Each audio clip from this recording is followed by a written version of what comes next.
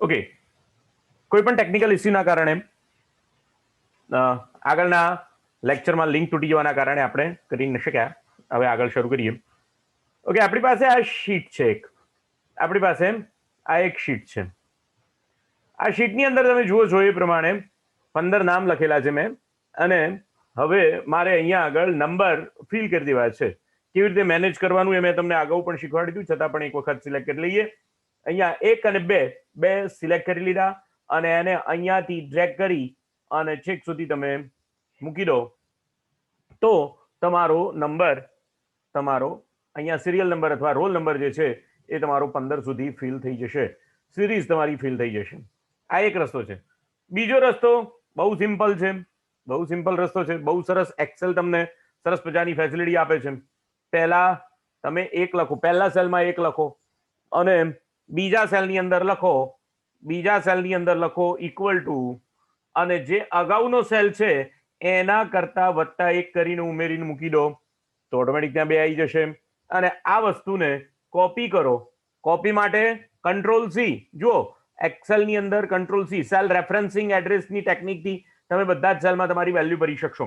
અને પછી અહીંયા જેટલા સેલમાં તમારે પેસ્ટ કરવાનું છે ત્યાં કાં તો તમે એક પણ કરી શકો, અહીંયા મૂકતા જાઓ નીચે 3, 4, અને બાકી તમે જેટલા સેલમાં મૂકવાનું છે એને સિલેક્ટ કરી લો, Ctrl+V આપો તો પણ તમારા સેલની વેલ્યુ ભરાઈ જશે.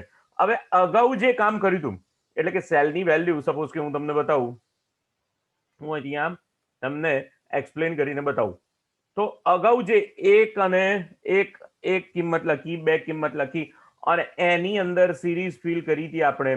જે સિરીઝ તમે હવે આ સિરીઝ જે ફિલ કરી એની અંદર તમારી સિરીઝને જો તમે વચ્ચેથી તોડી નાખો, વચ્ચેથી તોડી નાખશો, અહીંયાથી 5 કાઢી નાખ્યો તો બીજા નંબર્સની અંદર કોઈ ફેરફાર પડતો નથી. પણ અહીંયા આગળથી જો તમે 5 કાઢી નાખશો તો તમારી સિરીઝ જે છે તે ફરી પાછી ફરી જશે. તમારી સિરીઝની અંદર ફેરફાર થઈ જશે. એટલે તમે અહીંયા કાં તો ઉપરથી તમારે કોપી લાઈને ફરીથી મૂકી દેવું પડે તો તમારા 5, 6, 7, 8 સેટ થઈ જશે. આ એક ટેકનિક બતાવી મેં તમને, તો સારું. નંબર્સ, હવે જો આ સેલની વેલ્યુ અથવા તો સેલની આ જે કોલમ છે એની વિડ્થ જે છે તે, અને એના હેડિંગની રો અને એના બાકીના ડેટા એ વિડ્થ સાથે મેચ થતા નથી. કારણ કે સિરિયલ નંબર માટે આવડી મોટી વિડ્થ અહીંયા જરૂરી નથી. તો એને હું અહીંયા કાં તો નાની કરીને આ રીતે અહીંયા સેટ કરી શકીશ. અહીંયા નામ લખ્યા છે, ડેટ ઓફ બર્થ લખી છે, માર્ક્સ લખી દઈએ. માર્ક્સ લખીએ, સપોઝ બધા માર્ક્સ લખી દઈએ આપણે. સપોઝ કે ગુજરાતીમાં કોઈના 65 છે, કોઈના 69 છે, કોઈના 64 છે, કોઈના 47 છે, કોઈના 89 છે.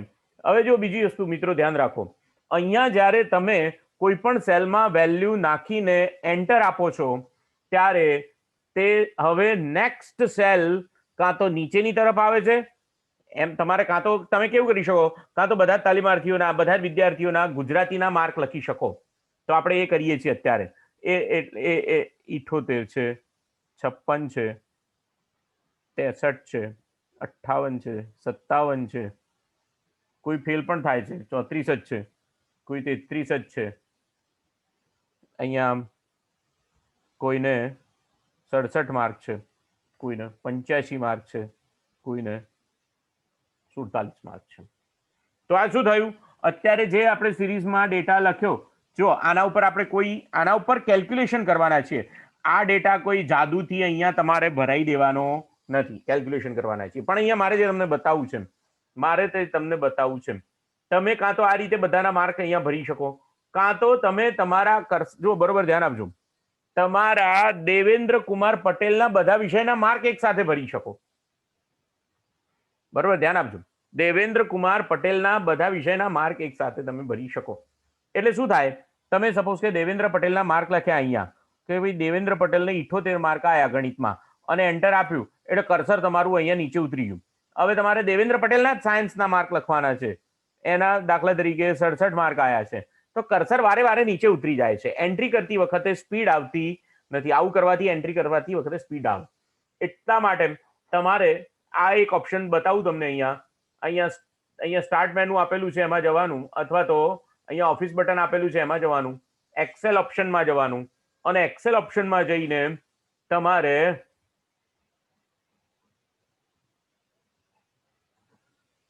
એડવાન્સ ઓપ્શનમાં જવાનું, અને એની અંદર આફ્ટર પ્રેસિંગ મૂવ સિલેક્શન, અહીંયા ડાયરેક્શન કયું આપ્યું છે? ડાઉન આપ્યું છે. એની જગ્યાએ તમે રાઈટની અંદર પણ જઈ શકો. અને હવે તમે જોશો તો અહીંયા તમે માર્ક લખશો એટલે તમારું કર્સર હવે નીચેની બાજુએ નહીં જાય, હવે તમારું કર્સર ક્યાં જશે? જમણી બાજુએ. એસએસ ના માર્ક સપોઝ કે એને 56 માર્ક આયા, એન્ટર આપશો એટલે હવે સંસ્કૃતના માર્ક લેવા જશે તરત. એટલે તમે એન્ટ્રી કર, તમારું ફાસ્ટ થઈ ગયું કામ. પહેલા તમારું કર્સર નીચે ઉતરી જતું હતું, એ કર્સર હવે તમારું જે છે તે રાઈટ સાઈડમાં આપમેળે જતું રહેશે. એટલે હવે તમે જો અહીંયાથી સિલેક્શન કરો, આ રીતે તમે સિલેક્શન કરો,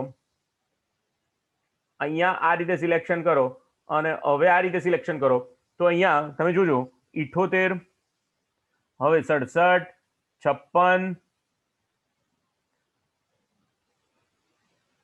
43, 65. હવે બરોબર ધ્યાન આપજો. અંગ્રેજીની અંદર સપોઝ કે હું 78 માર્ક નાખું છું. હવે મારું કર્સર જે છે તે 78 ની અંદર એન્ટ્રી કર્યા પછી સીધું જ અહીંયા આગળ આ સેલમાં, એટલે કે E6 સેલની અંદર ટ્રાન્સફર થઈ જશે, કારણ કે મારું સિલેક્શન એટલાનું જ કરેલું છે એટલા માટે. હવે મારું કર્સર ક્યાં ટ્રાન્સફર થઈ ગયું? E6 સેલની અંદર જ. એટલે હું જે એન્ટ્રી કરું છું એની અંદર મારી ખૂબ જ સ્પીડ આવી જશે. 56, 65, 47, 74, 85, 58, 63, 67, 45, 69, 85, 67, અહીંયા 36, 31. કોઈ વિદ્યાર્થી થોડો નબળો હોય, કઈ વાંધો નહીં.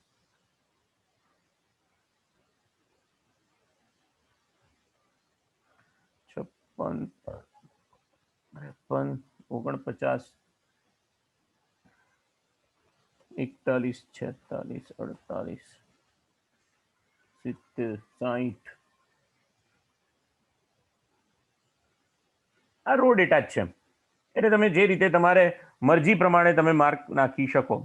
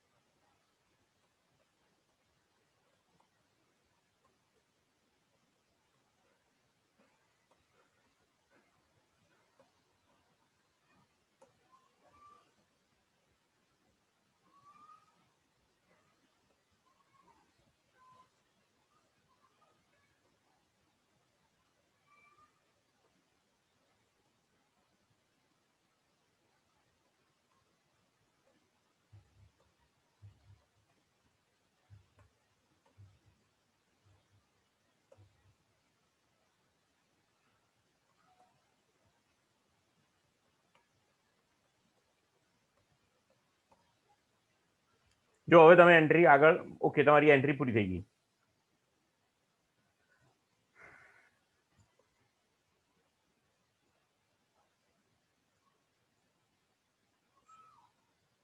એન્ટ્રી કરવામાં અહીંયા એક ભૂલ થઈ ગઈ છે, 125. એ વેલિડેશન વખતે હું તમને શીખવાડું છું કેવી રીતે થઈ શકે, એ પણ તમને બતાવું છું હમણાં. આગળ જઈએ. અહીંયા આગળ અત્યારે હું મેન્યુઅલી ભૂલ સુધારી દઉં છું. હવે શું કરવાનું છે? તો આ બધા જ વિદ્યાર્થીઓના માર્ક્સનું આપણે ટોટલ કરવા જઈ રહ્યા છીએ. માર્ક્સનું જેટલા વિદ્યાર્થીઓએ માર્ક લખ્યા છે એ બધાનું ટોટલ કરવા માટે જઈ રહ્યા છીએ આપણે. તો અહીંયા બે પદ્ધતિથી આ કામ થઈ શકશે. એક તો ઇક્વલ ટુ કરો. ઇક્વલ ટુ એટલે ફોર્મ્યુલા તો લખવી જ પડશે. મેં તમને અગાઉ જણાવ્યું તે પ્રમાણે બધા જ સેલના એડ્રેસ જુદા જુદા લખો. બધા જ સેલના એડ્રેસ જુદા જુદા લખો. કાં તો એટલે કેવું સેલનું એડ્રેસ લખવું પડે? D5 plus E5 plus F5 plus G5 plus H5 plus I5 plus અને J5. આમ આટલું લખીને એન્ટર આપો એટલે તરત જ તમને એનો સરવાળો કરીને આપશે. આ એક પદ્ધતિ થઈ. પણ જ્યારે આવા સરવાળા ખૂબ જ લાંબા કરવાના હોય અથવા તો બધા જ સેલનું એડ્રેસ તમારે વારંવાર કન્ટિન્યુઅસ એડ્રેસ હોય, સેલના એડ્રેસ કન્ટિન્યુઅસ હોય, એ વખતે તમે સમ ફંક્શનનો ઉપયોગ કરીને આ કામ કરી શકો છો. સરવાળો કરવા માટે એક એક્સેલનું રેડીમેડ ફંક્શન છે સમ, અને રેડીમેડ ફંક્શનની અંદર તમારે કાં તો એ સેલના વેલ્યુઝને લખવાની છે, કાં તો અહીંયા એ બંને રીતે હું તમને બતાવું છું. તો ફંક્શન અહીંયા આગળ ફંક્શન છે એટલે પહેલા તમારે શું કરવું પડશે? અચ્છા, અહીંયા બહુ પહેલા સીધી સાદી રીત બતાવું તમને. અહીંયા તમારે ફંક્શન લખવું હોય તો અહીંયા આગળ તમારે ઇન્સર્ટ ફંક્શનમાં જવાનું. અહીંયા આગળ આ જે તમારું ફોર્મ્યુલા બાર છે એના શરૂઆતમાં ઇન્સર્ટ ફંક્શન નામનું ઓપ્શન છે. ઇન્સર્ટ ફંક્શનમાં જવાનું. પછી અહીંયા આગળ તમારે ફંક્શન શોધી કાઢવાનું. કયું ફંક્શન તમારે જોઈએ છે? સમ ફંક્શન. તો સમ ફંક્શન જે છે તે સામાન્ય રીતે મેથ્સ એન્ડ ટ્રિગોનોમેટ્રિક્સમાં ફાઇનાન્શિયલ ફંક્શનમાં હશે. PQRSTUCM એની અંદર નથી. મેથ્સ એન્ડ ટ્રિગોનોમેટ્રિક્સમાં ફંક્શનમાં જોઈ લઈએ. યસ, અહીંયા તમને સમ ફંક્શન મળે છે. સમ ફંક્શન ઉપર સિલેક્શન કરી દીધું. સમ ફંક્શનમાં સિલેક્શન કરી દીધું. હવે તમને પૂછે છે ક્યાંથી ક્યાં સુધીનો સરવાળો કરવો છે. કાં તો તમે એક એક સેલની વેલ્યુ અહીંયા સિલેક્ટ કરી શકો. નંબર 2 આ, નંબર 3 આ, નંબર 4 આ, નંબર 5 આ, નંબર 6 અહીંયા અને નંબર 7 આટલે. તો પણ તમારો સરવાળો સાચો જ આવશે. એટલે આ એક ફંક્શનનો પ્રકાર થયો. સમ સરવાળો કરો D5 E5 F5 G5 H5 I5 અને J5. આ ફંક્શનને તમે આ રીતે પણ લખી શકો. કેવી રીતે? તો ફરીથી ફંક્શન સમ તો અહીંયા આગળ ફંક્શનનું નામ છે એ તમારે અહીંયા સિલેક્ટ કરી લેવું પડે. સમ ઓકે આપો. અહીંયા તરત તમને રેન્જ બતાવશે ક્યાંથી શરૂ કરીને. અહીંયા સિલેક્ટ કરો તો અહીંયા તમને આ બટન ઉપર ક્લિક કરશો તો તમને રેન્જ ત્યાં આગળ મૂકવા મળશે. રેન્જ તમે કઈ મૂકી શકો? તો D5 થી શરૂ કરીને જેટલું સિલેક્શન કરશો એટલો સરવાળો તમને ત્યાં આગળ પ્રાપ્ત થઈ જશે. અને ત્યાં ઓકે આપો એટલે ત્યાં આગળ તમને સરવાળો. હવે સમ ફંક્શન એનું એ જ છે, પણ અહીંયા શું આપ્યું તમે? D5 થી શરૂ કરીને J5 એટલે D5 ડોટ ડોટ J5. હવે આટલું ફંક્શન આપણને જાતે લખતા ના આવડે તો આપણે એ પણ કરી શકીએ. ઇક્વલ ટુ સમ કૌંસ કરવાનો, કૌંસ તરત કરી દેવાનો. બહુ અગત્યનું છે મિત્રો. આ કૌંસ કરવો અને કૌંસ પૂરો કરવો એક્સેલમાં બહુ અગત્યનું છે. જો એ નહીં કરો તો તમારું એક્સેલનું ફંક્શન આખું ખોટું પડશે. તમને ખબર પડતી નથી કયા સેલના એડ્રેસને સરવાળા તરીકે લેવાની છે. તો અહીંયા તરત જ લેફ્ટ એરો કી દબાવો એટલે તમારું કર્સર સેલની રેન્જને સિલેક્ટ કરવા જશે. શિફ્ટ દબાવીને જે સેલના રેન્જને સિલેક્ટ કરવાનું છે ને સિલેક્ટ કરી લો. એન્ટર આપો તો પણ તમારું આખું ફંક્શન એનું એ જ લખાઈ જશે. એટલે મારી દ્રષ્ટિથી સરળ જે છે, આ કેટલા પ્રકારના ફંક્શન લખ્યા? એક આ ફંક્શન લખ્યું ઇક્વલ ટુ નો ઉપયોગ કરીને ડાયરેક્ટ તમે બનાવ્યું. બીજું સમ ફંક્શનનો ઉપયોગ કરીને કર્યું તમે, પણ તમે એની અંદર દરેક વેલ્યુઝ જે છે દરેક સેલના એડ્રેસ જુદા જુદા આપ્યા. બીજા સેલની અંદર તમે જાતે અથવા તો કોમ્પ્યુટરના જેને વિઝાર્ડ દ્વારા લખવાનો સેલના ફંક્શનના વિઝાર્ડ દ્વારા ફંક્શન લખવાનો પ્રેફરન્સ આપ્યો, જેનાથી તમે ફંક્શન, જો તમને ફંક્શન આવડતા ના હોય ને તો તમે આ રીતે બહુ સરળતાથી કામ કરી શકો. અને ચોથો ઉપયોગ જે છે તમે જાતે જ લખવાનો પ્રયત્ન કર્યો. તો આટલી રીતે સમ ફંક્શન લખ્યું. હવે ફરીથી આ બધું કાઢી નાખીએ છીએ આપણે બધું. હવે આ વારે વારે આ બધો ધંધો હું તમને નહીં શીખવાડું, આ બધો એક જ વખત શીખવાડવાની વાત છે. એટલે હવે આપણે ફંક્શન લખીશું. સી અહીંયા એ રીતે પણ થઈ શકે. અહીંયા જો, અહીંયા એક્સેલની અંદર 12 ની અંદર ટોટલ તમને આપેલું જ છે. તમે અહીંયા પહેલા સિલેક્શન કરો, અહીંયા સિલેક્શન કરો અને અહીંયા સમ ફંક્શન બાજુમાં મૂકો. અહીંયા ઓટો સમ ઉપર ક્લિક કરો તો પણ તમારું ફંક્શન ત્યાં લખાઈ જશે. એ ફંક્શન પણ એનું એ જ ફંક્શન લખાશે. તો એક્સેલ તમને બહુ સરળતાથી આ બધી વસ્તુઓ કરવા માટેનો અહીંયા આ ઓટો સમ નામનું ફંક્શન છે એની અંદર આ કામ થઈ જશે. ફરી એક વખત સિલેક્શન કરો અને અહીંયા બાજુમાં ઓટો સમ લખેલું છે ત્યાં ક્લિક કરો એટલે ઓટોમેટિક જે તે ફંક્શનની અંદર એકદમ ઇઝી, બહુ સરળ. સમ ફંક્શન છે એટલા માટે ઇઝી છે, બાકીના ફંક્શન જ્યારે આવશે ત્યારે થોડુંક તમને એની અંદર કોમ્પ્લિકેશન લાગશે. કઈ વાંધો નહીં, જોઈશું. કોમ્પ્લિકેશન શીખવા જાય છે. હવે આ જે સરવાળો છે બધામાં લાવી દેવો છે, તો વારંવાર તમારે સરવાળો મૂકવાનો ત્યાં આગળ કરવાની જરૂર નથી. એના માટે તમે જે સરવાળાનું એક વખત ઇક્વેશન લખ્યું છે એને કોપી મારો અને એને જેટલા સેલમાં તમારે મૂકવું છે એટલા સેલનું સિલેક્શન કરો અને પેસ્ટ કરો તો પણ કોપી થઈ જશે. સરવાળો તો સાચો જ થશે, જે તે રેન્જનો જ સરવાળો આવશે. અહીંયા તમે F2 દબાવશો તો આ સરવાળો કેટલી રેન્જનો થયેલો છે એ તમને અહીંયા તરત બતાવશે. તો તમારી રેન્જ કઈ છે? અહીંયા D5 થી J5. તો અહીંયા આગળ તમારી રેન્જ કઈ છે? આ સેલની અંદર D14 થી J14 સુધીની તમારી રેન્જ છે. D14 થી J14 સુધીની તમારી રેન્જ છે. તો આ જે છે તે રેફરન્શિયલ એડ્રેસિંગ ટેકનિક દ્વારા આ કામ કર્યું એવું કહેવાશે. ઠીક છે. હવે ટોટલ થઈ ગયું. પર્સન્ટેજ ગોતીએ. પર્સન્ટેજ ગોતીએ. કોઈ પણ વ્યક્તિના પર્સન્ટેજ જો શોધવા હોય તો તમારે શું કરવું પડે? એના માટે ઇક્વેશન છે. તમને ત્રિપદી આવડતી હોવી જોઈએ. કેટલા માર્ક છે તમારા મેક્સિમમ? 100, 1, 2, 3, 4, 5, 6 અને 7. 700 માર્ક છે. તો 700 માર્કની અંદરથી 707 માર્ક પૂરેપૂરા આવે તો 100% માર્ક કહેવાય. તો ભાઈ એને 426 આયા તો કેટલા માર્ક કહેવાય? હવે જો મિત્રો, હું તમને આજે અત્યારે જે બતાવવા જઈ રહ્યો છું, હવે જે બતાવવા જઈ રહ્યો છું તે મેન્યુઅલ ટેકનિક છે. કેવી રીતે કામ કરીએ છીએ એના ઉપર હું તમને અત્યારે ટકાવારી કાઢવાની છે. તો ટકાવારી કાઢવા માટે તમે શું કીધું ભાઈ? 700 કુલ માર્ક છે, ટોટલ માર્ક્સ છે. હવે જો આ વ્યક્તિને 700 માર્કમાંથી 700 માર્ક આવે, 700 માર્ક ઓબ્ટેઇન કરે તો એને કેટલા ટકા થાય? 100%.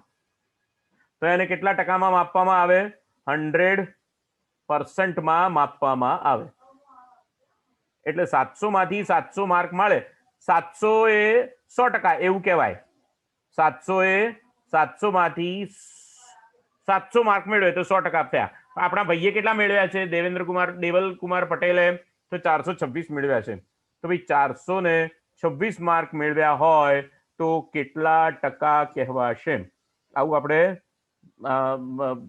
6ઠા 7મા 8મા ધોરણમાં આવું બધું આપણે ભણી ગયેલા છીએ.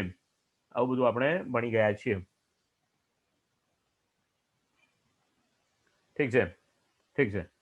તો આના માટે શું કરવું પડશે? તો અહીંયા આગળ સૂત્ર કેવી રીતે થશે? તો કે ભાઈ 426 ગુણ્યા 100 અને છેદમાં 700. આવું આપણે કરતા આવ્યા છીએ. છેદમાં 700 આવું આપણે કરતા આવ્યા છીએ.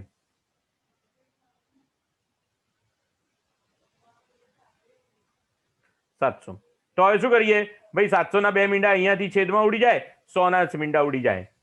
હવે આ જ વસ્તુને જો તમારે ઇક્વેશન બનાવવું હોય તો કેવી રીતે બનાવાય? તો જુઓ, 426 કયા સેલમાં છે તે સેલનું એડ્રેસ જુઓ. તો ભાઈ K5 સેલમાં છે. K5 સેલમાં એડ્રેસ છે. તો તમે આવી રીતે ઇક્વેશન લખી શકો. ભાઈ K5 ગુણ્યા 100 ભાગ્યા 700 આવું ઇક્વેશન લખી શકો, પણ પહેલા તમારે ગુણાકાર કરવાનો છે ને પછી ભાગાકાર કરવાનો છે. તો એના માટે તમારે અહીંયા K5 ને 100 ગુણ્યા 100 પહેલા કૌંસમાં મૂકવા પડશે, પછી ભાગાકાર. જો બંને એક જ લાઈનમાં છે આમ તો કોઈ બહુ ફરક પડતો નથી. તો આ રીતનું તમારું ઇક્વેશન લખ્યું. તમે આ ત્રિપદી જે છે એના ઉપરથી ઇક્વેશન શું પ્રાપ્ત કર્યું કે ભાઈ K5 multiply by 100 divided by 700, આવું એક ઇક્વેશન પ્રાપ્ત કર્યું.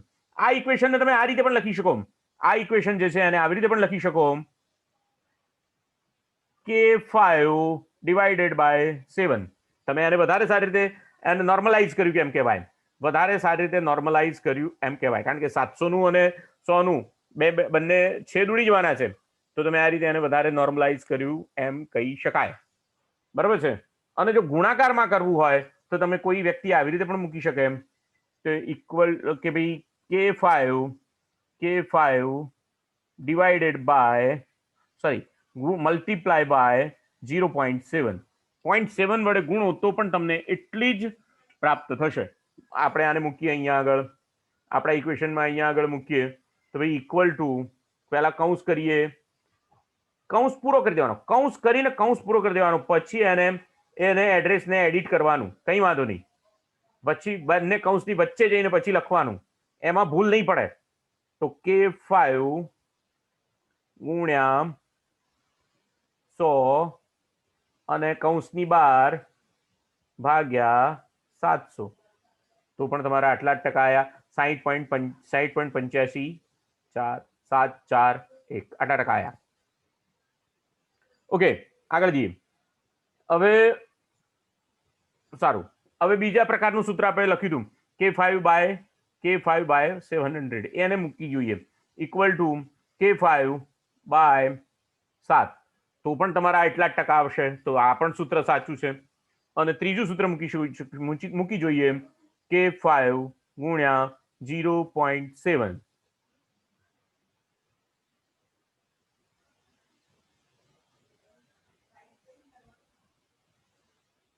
ના, આ સૂત્ર ખોટું પડે છે. આ ઇક્વેશન જે છે તે તમારું ખોટું પડે છે. વોટ એવર ઇટ મે, અત્યારે હાલ આપણે ઇક્વેશન કેવી રીતે લખવું એના ઉપર આધાર છે. નંબર 2, અહીંયા આગળ જે તમારા માર્ક્સ અથવા ટકાવારી દેખાડે છે એ ટકાવારીની અંદર પાછળ પોઈન્ટ પછી કેટલા અક્ષરો આવે છે? 5 અક્ષરો, 5 આંકડા આવે છે. એને ઘટાડવા હોય તો તમને અહીંયા આગળ તમને બટન્સ આપેલા છે, નંબર ફોર્મેટની અંદર બટન્સ આપેલા છે. અહીંયા આગળથી તમે અહીંયા આગળ કરો એટલે એક એક આંકડો વધતો જાય, અને અહીંયા આગળ ક્લિક કરો એટલે એક એક આંકડો ઘટતો જાય. આપણે 2 ડિજિટ સુધી પર્સન્ટેજની અંદર આંકડાઓ રાખવા જોઈએ. અને આને હવે બીજી ટેકનિકથી શીખવાડું છું, કોપી અને પેસ્ટ કરતા. આ સેલની વેલ્યુ જે છે, આ સેલની વેલ્યુ હવે મારે બધામાં પેસ્ટ કરવાની છે. બહુ સિમ્પલ છે. એને અહીંયા આગળ તમે પકડો, માઉસ અહીંયા ડ્રેગ એન્ડ ડ્રોપ કરો એટલે ઓટોમેટિક બધાની ટકાવારી ગણાઈ જશે. કેટલું સરળ છે, કેટલું ઇઝી છે મિત્રો એક્સેલની અંદર કામ કરવું. બહુ જ ઇઝી છે, બહુ જ ઇઝી છે. જો તમને ઇક્વેશનમાં બરોબર ખબર પડી ગઈ હોય તો તમારા માટે આખું કામ જે છે તે ખૂબ જ ઇઝી બની જાય છે. હવે આ સેલની, હવે આ જુઓ, આ જે કોલમ છે એની સાઈઝ અને અંદર લખેલી મેટરની સાઈઝ બંને બરોબર નથી, તો તમે એને નાનું મોટું કરી શકો. અને અહીંયા એક બીજી પણ વાત તમને કહી દઉં કે તમારા સેલની અંદર જે ડેટા છે એના પ્રમાણમાં તમારે જો સેલની વિડ્થ આપમેળે ગોઠવી દેવી હોય તો અહીંયા આગળ તમે જ્યાં આગળ તમે સેલના વિડ્થને બદલવા માટે પિક કરો છો ત્યાં ડબલ ક્લિક કરો તો ઓટોમેટિક સેલની વિડ્થ જે છે એ ઓટોમેટિક સેટ થઈ જશે. તો જો અહીંયા તમારા સેલની બધા એક સાથે સિલેક્ટ કરી લીધા અને પછી અહીંયા ડબલ ક્લિક કરશો તો ઓટોમેટિક બધા જ સેલની જે વિડ્થ છે એની અંદર રહેલા ડેટાના પ્રમાણમાં સેટ થઈ જશે. સેલની વિડ્થ આ બધા ડેટાના પ્રમાણમાં સેટ થઈ જશે. તો આ શું થયું? મેં શું શોધ્યું? પર્સન્ટેજ શોધ્યા, ટોટલ શોધ્યું અને પર્સન્ટેજ શોધ્યું. હવે આગળ જઈએ, એક બીજું નાનું કામ કરીએ. હવે આ જે વિદ્યાર્થી જે છે તે પાસ છે કે ફેલ, એટલે એનું રિઝલ્ટ. હવે એનું રિઝલ્ટ ગોતી કાઢીએ. રિઝલ્ટ શું છે? હવે પાસ છે કે ફેલ છે, તો ભાઈ પાસ છે કે ફેલ એનું રિઝલ્ટ કેવી રીતે પ્રાપ્ત થાય? એ શોધવા માટે જો આ બધામાં એક જ વખત ફોર્મ્યુલા બરોબર પ્રોપર ફોર્મ્યુલા તો એક જ વખત લખવાની છે, પછી એ ફોર્મ્યુલા જે છે એને કોપી અને પેસ્ટ જ કરવાની છે.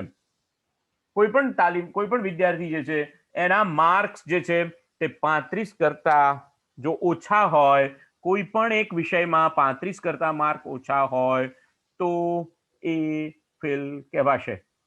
બધા જ વિષયમાં 35 કરતા વધારે હોય તો એ પાસ કહેવાશે. એટલે બંને રીતે વિચારી શકાય. બરોબર, ધ્યાન આપજો. આખી જે શરત છે એને બંને રીતે તમે કન્સિડર કરી શકો. કાં તો એ વિદ્યાર્થીના માર્ક 35 કરતા ઓછા હોય તો એને ફેલ કહેવાય, અને કાં તો એના 35 કરતા બધા વિષયમાં માર્ક વધારે હોય તો એને પાસ કહેવાશે. તો આપણે એને અહીંયા આગળ એ રીતે કન્સિડર કરીએ કે બધા જ વિષયમાં 35 કરતા વધારે માર્ક છે કે કેમ. તો હવે પહેલા એક નાનું ઇક્વેશન લખીએ. એના માટે મિત્રો બહુ સરસ મજાનું એક્સેલ તમને એક ફંક્શન આપે છે, અને ફંક્શનનું નામ છે ઇફ ફંક્શન. અહીંયા તમે જુઓ, હું તમને બતાવું. ઇફ ફંક્શન જે છે 3 ભાગમાં વહેંચવામાં આવેલું છે. અહીંયા હું તમને બતાવું ઇફ ફંક્શન. આ જે ઇફ ફંક્શન છે, ઇફ ફંક્શન આ રીતે 3 ભાગમાં વહેંચવામાં આવેલું છે, અને 3 ભાગને છૂટા પાડવા માટે અહીંયા કોમાની નિશાનીનો ઉપયોગ થાય છે. એક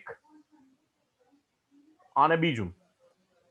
હવે આ જે ઇફ ફંક્શન છે એમાં પહેલો જે પાર્ટ 1 છે, અહીંયા પાર્ટ 1 કરીએ, P1 પાર્ટ 1, અહીંયા P2 પાર્ટ 2, અને અહીંયા પાર્ટ 3. અહીંયા તમે જુઓ તો આ પાર્ટ 3. તો આ ઇફ ફંક્શન તમારું 3 ભાગમાં વહેંચાયેલું છે. પાર્ટ 1 જે છે એમાં તમારે પાર્ટ 1 તરીકે તમારે હંમેશા કન્ડિશન એટલે શરત મૂકવી પડે. ઇફ કન્ડિશન મૂકવી પડે, શરત, જો અને તો. બરોબર. જો પાર્ટ 2 તરીકે P2 તરીકે જે છે તે તમારે હંમેશા કન્ડિશન ટ્રુ હોય તો શું ક્રિયા કરવાની છે તે લખવું પડે. કન્ડિશન ટ્રુ હોય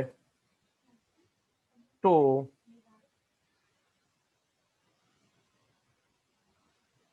ધેનની પ્રોસેસ લખવાની છે. અને જો P3 હોય, અને P3 પાર્ટ છે, પાર્ટ 3 જે છે એની અંદર કન્ડિશન ફોલ્સ હોય તો શું પ્રક્રિયા કરવાની છે એ લખવાનું છે. કન્ડિશન P1 કન્ડિશન, P2 અને P3. પાર્ટ 1 જે છે તે કન્ડિશન શરત લખાશે. એટલે શરત એટલે કઈ શરત? જો તમારા ગુજરાતીના માર્ક 35 કરતા વધારે છે કે કેમ તો તમે પાસ કહેવાઓ, અને જો 35 કરતા વધારે ના હોય તો તમે ફેલ કહેવાઓ. 35 કરતા વધારે ના હોય તો ફેલ કહેવાઓ. તો આના માટે તમારે અહીંયા આ રીતે લખવું પડશે. જો ઇફ, બરોબર, ધ્યાન આપજો.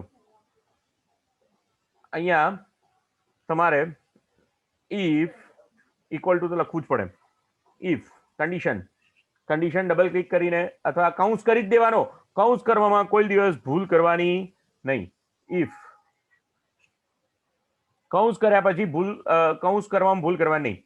તો લોજિકલ ટેસ્ટ કયા સેલને ઉદ્દેશીને આપણે લખીએ છીએ? તો D5 સેલ ની કિંમત કેટલી હોવી જોઈએ? Greater than 35. 35 કરતા વધારે હોય તો શું ભાઈ? તો ભાઈ પાસ. તો આપણે અહીંયા લખી દેવાનું છે તો પાસ. તો ડબલ ઇન્વર્ટેડ કોમામાં લખી દઈશું પાસ. પણ જો 35 કરતા ઓછી હોય તો શું કહેવાય? જો પાસ ના હોય તો શું કહેવાય? ફેલ કહેવાય. પાસ ના હોય તો શું કહેવાય? તો ડબલ ઇન્વર્ટેડ કોમામાં લખી દેવું પડે ફેલ. ડબલ ઇન્વર્ટેડ કોમામાં લખી દેવું પડે ફેલ. પણ આ ભાઈ જે છે એમને તો અહીંયા ગુજરાતીમાં અહીંયા લખ્યું છે આપણે કયા સેલમાં વેલ્યુ, એને ગુજરાતીમાં ખબર નથી પડતી. એને શું ખબર પડે છે? સેલની વેલ્યુમાં ખબર પડે છે. D5 સેલની અંદર 35 કરતા વધારે માર્ક છે. હા, હવે જો અહીંયા હું ઘટાડી દઉં છું. 30, તો ઓટોમેટિક ત્યાં આગળ શું લખાઈ ગયું રિઝલ્ટની અંદર? ફેલ લખાઈ ગયું. બરોબર છે. તો અહીંયા જો બીજું એક મહત્વની વસ્તુ એ છે, તમે 35 કરશો તો જો કોઈના 35 માર્ક હોય તો પાસ કહેવાય કે ફેલ કહેવાય? ના ભાઈ, 35 હોય તો પાસ જ કહેવાય. તો અહીંયા આગળ ફેલ આવે છે, તો તમારી કન્ડિશનને તમારે બદલવી પડે. શું લખવું પડે? D5 greater than equal to 35, એટલે ઇક્વલ ટુ ની નિશાની મૂકવી પડે. આને લોજિકલ ઓપરેટર્સ કહેવાય. અત્યાર સુધી મેં તમને જે ઓપરેટર્સ શીખવાડ્યા હતા એ બધા જ ઓપરેટર્સ જે છે એરિથમેટિકલ ઓપરેટર્સ હતા. અહીંયા આગળ આપણે લોજિકલ ઓપરેટર્સનો ઉપયોગ કર્યો છે. તો કેટલા લોજિકલ ઓપરેટર? લેસ ધેન, બીજું લોજિકલ ઓપરેટર ગ્રેટર ધેન, એ જ રીતે લેસ ધેન, ઇક્વલ ટુ, એ જ રીતે અહીંયા ગ્રેટર ધેન, ઇક્વલ ટુ, અને અહીંયા નોટ ઇક્વલ ટુ. ના કેટલું પણ ના હોય તો પણ ચાલે. Not equal to, less than, અહીંયા હું લખું છું એનું નામ, લેસ ધેન, અહીંયા ગ્રેટર ધેન, અહીંયા બરોબર ધ્યાન આપજો, less than or equal to. Less than or equal to છે, કાં તો નાનું હોય કાં તો સરખું હોય. અને એ રીતે અહીંયા આગળ greater than or equal to. અને આ જે નિશાની છે એને શું કહેવાશે? નોટ ઇક્વલ ટુ ની નિશાની કહેવાશે. તો આ જે છે તે કયા પ્રકારના ઓપરેટર્સ કહેવાશે? કમ્પેરેટિવ ઓપરેટર્સ કહેવાશે. કમ્પેરેટિવ ઓપરેટર્સ ની સાથે સરખામણી કરવા માટેના ઓપરેટર્સ કહેવામાં આવશે. સી, નિયમ તો એનો જ રહેશે, બે બાજુ બે ઓપરેન્ડ તો હોવા જ જોઈએ, કાં તો વેલ્યુ હોય કાં તો સેલનો રેફરન્સ હોય, એ બધું સરખું કહેવાશે ઓપરેટર્સ. અને બીજા જે ઓપરેટર્સ છે એને લોજિકલ ઓપરેટર્સ કહેવામાં આવશે. લોજિકલ ઓપરેટર્સ, જો આ બધું જે છે ને એ તમારું જિંદગીભર પીછો નહીં છોડે. આ બધું જ જે છે તે અહીંયા તમારે એક્સેલમાં આવશે ને એક્સેસમાં આવશે ને તમારે VBA આવશે ને જાવાસ્ક્રિપ્ટમાં આવશે ને બધે જ ઠેકાણે આ વસ્તુ તમારો પીછો છોડશે નહીં. એટલે આ તમારે બરોબર યાદ રાખવું પડશે. અહીંયા આગળ લોજિકલ, અહીંયા લોજિકલ ઓપરેટર તરીકે ફંક્શન આપેલું છે. એક્સેલની અંદર લોજિકલનો ઓપરેટરનો ઉપયોગ કરવા માટે ફંક્શન આપેલું છે. તો એના માટે કયું ફંક્શન છે? ફંક્શનનું નામ છે એન્ડ ફંક્શન. એ રીતે બીજું એક ફંક્શન આપેલું છે ઓર ફંક્શન, એન્ડ, ઓર અને નોટ. નોટ ફંક્શન આપેલું છે, NOT, નોટ ફંક્શન આપેલું છે. કૌંસ તો કરવું જ પડે, ફંક્શન હોય એટલે કૌંસ તો કરવું જ પડે, છૂટકો જ નહીં. બરોબર. હવે આ એન્ડ શું કરશે? એન્ડ જે છે તે હંમેશા બે લોજિકલ ઓપરેટર્સને, બે કમ્પેરેટિવ ઓપરેટર્સને સરખાવવાનું કામ કરશે. બે કમ્પેરેટિવ ઓપરેટર્સ જે છે એને જોડવાનું કામ આ લોજિકલ ઓપરેટર્સ કરશે. હવે આપણે શું કરવાનું છે? હવે જો કેવી રીતે હું તમને આ રિયલ ટાઈમમાં બતાવી દઉં કે ભાઈ આ જે દેવલ કુમાર પટેલ છે એને ગુજરાતીમાં તો 35 આવી ગયા તો એ પાસ કહેવાય, પણ ગણિતની અંદર તો એને 25 જ માર્ક છે. પણ ગણિતની અંદર તો એને કેટલા માર્ક છે ભાઈ? 25 જ માર્ક છે. તો એ પાસ કહેવાય કે ના કહેવાય? તો ના, એ ફેલ કહેવાય. તો એના માટે તમારે આખું ઓપરેશન આ રીતે લખવું પડે. એન્ડ ઇફની અંદર એક ફંક્શનની અંદર બીજું ફંક્શન લખવું પડે અને આખી શરત તમારે આ રીતે લખવી પડે. સપોઝ કે અહીંયા ઇફની અંદર તમારે લખવું પડે, શું લખવું પડે? બીજું ફંક્શન લખવું પડે. કયું? બધામાં 35 કરતા વધારે હોય તો જ પાસ કહેવાય, તો જ પાસ કહેવાય. તો અહીંયા એન્ડ નામનું ફંક્શન તમારે લખવું પડે. અને આ એન્ડ ફંક્શન ક્યાં પૂરું કરવું પડે? અહીંયા આગળ પૂરું કરવું પડે. એન્ડ ફંક્શન અહીંયા આગળ પૂરું કરવું પડે. હવે એન્ડ ફંક્શનની અંદર D5 તો ચેક થઈ ગયું, પણ સાથે સાથે બીજું શું ચેક કરવું પડે? E5 greater than equal to 35, એ પણ ચેક કરવું પડે. એ રીતે સાયન્સ પણ ચેક કરવું પડે. F5 ગ્રેટર ધેન 35, એ પણ ચેક કરવું પડે. સાથે સાથે સોશિયલ સ્ટડી પણ ચેક કરવું પડે, એટલે કે G5 greater than 35 greater than equal to, જો હજી અહીંયા આગળ આપણે કામ કરી equal to, greater than equal to ની નિશાની મૂકી દેવાની, બરોબર. એ જ રીતે અહીંયા આગળ G5 થઈ ગયું, H5 greater than equal to 35, એ રીતે I5 greater than equal to 35, અને છેલ્લો અંગ્રેજીનો વિષય, તો J5 greater than equal to 35. તો આ રીતે તમારું આખું ઇક્વેશન થઈ ગયું. એટલે એક ફંક્શનનો ઇનપુટ બીજા ફંક્શનની અંદર ઇનપુટ તરીકે લેવામાં આવશે અને એના આધારે નક્કી કરવામાં આવશે. તો અહીંયા તમે આપો, એન્ટર આપો, તો અહીંયા આગળ આ જે ભાઈ છે એ ફેલ બતાવશે. કેમ? તો ભાઈ એના મેથ્સના માર્ક જે છે તે ઓછા છે. જો મેથ્સના માર્ક 35 કરી દો તો એ પાસ થઈ જાય પાછો, બરોબર છે. તો એ 35 પાસ. હવે તમારે શું કરવું પડે? ફક્ત આ જે છે સાચું તમારું જે ઇક્વેશન આવ્યું છે એને પેસ્ટ કરી દો, એટલે તરત જ તમને બધા જ વિદ્યાર્થીઓ પાસ છે કે ફેલ એ તમને તરત જ ત્યાં ખબર પડી જશે. તો આખું જે આ જે મેં તમને એક શીટ બનાવવાની કીધી, એ શીટ તમારે તમારા કમ્પ્યુટરમાં બનાવવાની, અને એની અંદર આ રીતે તમારે જેને કહેવાય કે લોજિકલ ઓપરેટર્સ, બે ફંક્શન શીખવાડ્યા મેં તમને આજે ખાલી. એક સમનું ફંક્શન શીખવાડ્યું, ઇફનું ફંક્શન શીખવાડ્યું, અને એન્ડનું ફંક્શન બતાવ્યું. આવતા લેક્ચર્સની અંદર વધારે ડીપની અંદર, એટલે કે આનો ક્લાસ કયો કહેવાશે, તો અહીંયા આપણે આવતા લેક્ચર્સમાં શું કામ કરવાના છીએ. આવતા લેક્ચર્સમાં આ વ્યક્તિનો ક્લાસ કયો કહેવાશે, આ વ્યક્તિએ મેક્સિમમ માર્ક્સ કયા વિષયમાં પ્રાપ્ત કર્યા છે. જો મેક્સિમમ માર્ક જે છે ને એ તો સરળ શોધાઈ જાય, પણ મેક્સિમમ માર્ક કયા વિષયમાં પ્રાપ્ત કર્યા છે એ આપણે શોધવાનું. એ રીતે મિનિમમ માર્ક કયા વિષયમાં પ્રાપ્ત કર્યા. કોઈ પણ વ્યક્તિએ સપોઝ કે આ જે કુલદીપસિંહ રાઠોડ નામની વ્યક્તિ છે, એણે મિનિમમ માર્ક્સ 31 માર્ક કયા વિષયમાં પ્રાપ્ત કર્યા, કે ભાઈ સોશિયલ સ્ટડીમાં. આપણે અહીંયા સોશિયલ સ્ટડીમાં 31 માર્ક પ્રાપ્ત થયા છે એવું ત્યાં લખાવવાનું છે. એટલે આપણે આવું કામ કરવાનો પ્રયત્ન કરીશું. તો તમને નેક્સ્ટ લેક્ચરની અંદર class, maximum mark, minimum mark કેવી રીતે કરાય એનું હું તમને વધારે આવતા લેક્ચરની અંદર બતાવીશ. તો મને આશા છે કે મેં આ તમને 2 કે 3 ફંક્શન જે આજના લેક્ચરમાં શીખવાડ્યા એનામાં ખ્યાલ આવી ગયો હશે. અને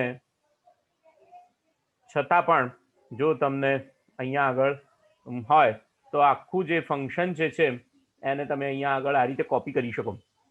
આ કોપી કરી અને આ ફંક્શન જે છે એને અહીંયા આગળ F2 કરી અને અહીંયા સિંગલ કોટેશન માર્ક કરીને મૂકો તો આખું ફંક્શન તમને અહીંયા આગળ દેખાશે.